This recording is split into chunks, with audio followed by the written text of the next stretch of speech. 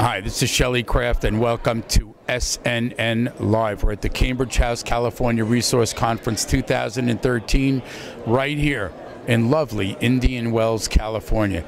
With me is Mickey Fulp, the mercenary geologist and a featured speaker at Cambridge House conferences. And we're here to say hello from SNNLive and welcome back.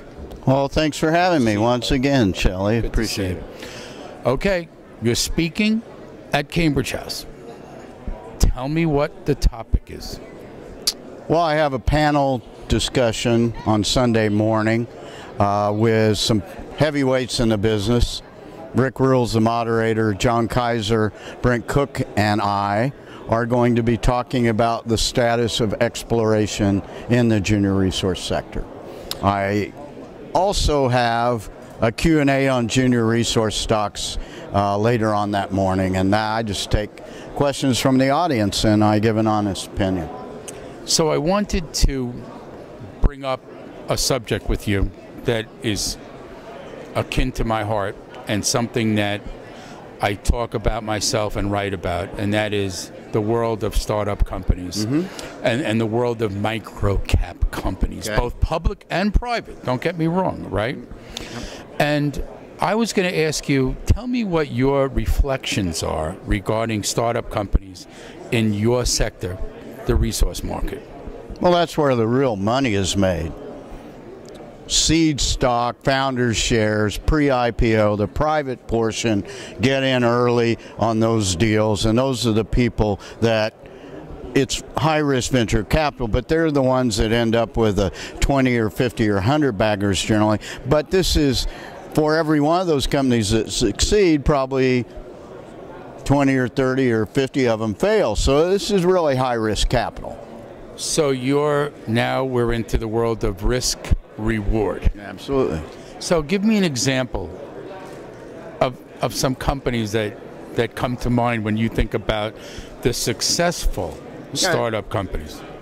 Well, very little known fact, I think, is that 6 of the top 11 gold companies, and this is through the Forbes Global 2000, the world's 2,000 largest public companies, 6 of the top 11 gold companies started as either Vancouver Stock Exchange or Toronto Venture Juniors, led by the 225th largest company in the world, Barrick Gold. Barrick Gold, as we both know, started as Barrick Oil and Gas back in the early 80s. In fact, a fraternity brother of mine and a guy I grew up with, I played golf and baseball with since I was 5 years old, was the president of Barrick Oil and Gas. And now it is the largest gold company in the world. American Barrick, we all remember. American Barrick. They were called Barrick Oil and Gas before that, if memory serves. Yeah. And then you drop the American again, right? Right. Yeah. And so then we had number 2 largest gold company is Goldcorp. Then we have Yamana, Eldorado, IAMGOLD, and Kinross, all in the top 11. So those all started out as piddly-ass little juniors in the resource sector, micro caps, if you will. So let's take a 2-step back look-see at, comparatively speaking, there are startup companies right now in our universe, and they're struggling. Let's call it what it is. Yeah. I mean, it's a tough get. Right. Finding investors, whether they have the potential to become the next Barrick or not, it's a tough road to hoe, because there's a lot more companies out there looking for the same investor to come in and make an investment in a startup company. So what is the direction that you think the panel's going to go when you start discussing the exploration companies tomorrow? Well, I can't speak for my mates, but I know which direction I'm going to go, and that is exploration is very risky now, so my choice are advanced explorers, and you do the same old thing, share structure people and projects, and undervalue. Well, everything's undervalued right now, arguably, but the real key to it is money in the bank. So you want to pick companies that their financial success is guaranteed. In other words, they have enough money to continue for a year or two. And if they don't have that, it's a pretty risky deal. So let me ask you a question. Our audience is mostly investors, individuals. Mm-hmm. And, you know, on occasion, you know, we'll have a person who might be an institution or invests in the same size as an institution would. So if you were going to become an investor in this market, and I know it's a risky market, mm-hmm. and what do you do when you have a company that may have an incredible resource, yet may be undercapitalized? When do you swoop in, and what kind of investor should you be or become to get really involved in the market today? Well, I don't think you swoop in as a retail investor, and that's really what I'm a retail. Let me go back and say I would consider myself a retail professional investor. Mm-hmm. So as a retail professional investor, relatively small, I don't swoop in with companies that don't have money. I may try, if I see an opportunity. I just did this with a tungsten company.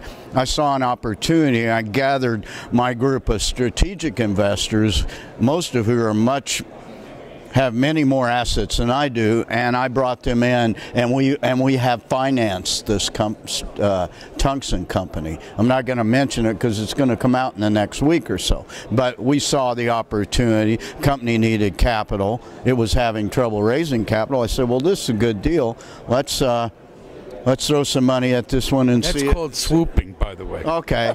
Okay.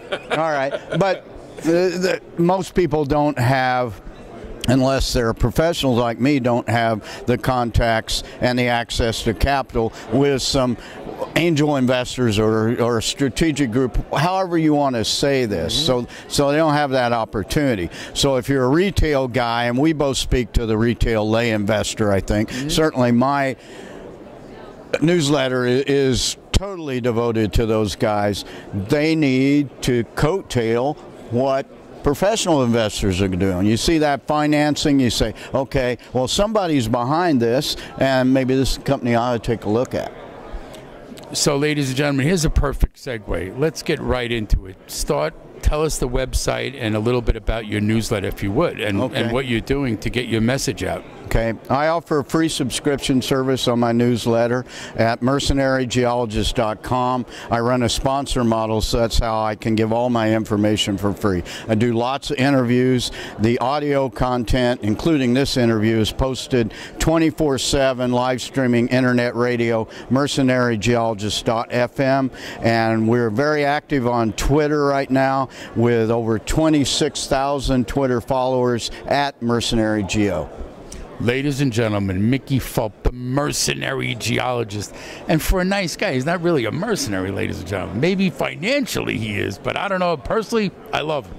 He's a featured speaker at Cambridge House. We are at Cambridge House, California Resource Conference 2013 in Indian Wells, California. I'm Shelley Kraft. This is SNN Live. And Mick, always good to see you. Always a pleasure.